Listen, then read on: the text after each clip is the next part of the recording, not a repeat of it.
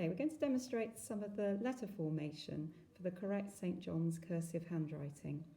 Lower down the school in Key Stage 1 and early years, the children have learnt the correct letter formation in print.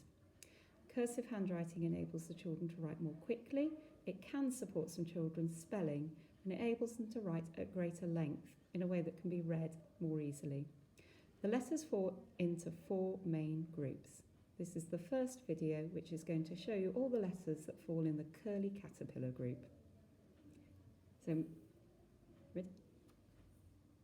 So we'll start with C. I'm going to go all around the curly caterpillar. Each letter starts with a movement which is a little bit like going up a slide backwards in a playground. So up the slide backwards and around the curly caterpillar. Up the slide backwards and all around the orange will form the O. Join at the top with a little flick which will enable the letters to be joined. A goes up the slide backwards, all around the apple, down the leaf.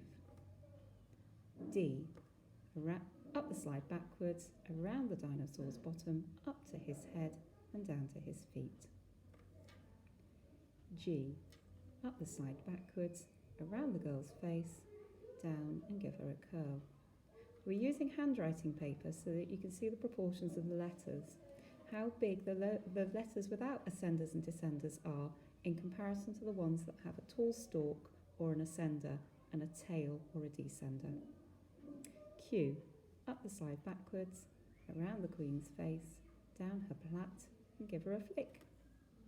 S, up the slide backwards and slither down the snake. E is quite difficult to form without having the top of the E at an angle.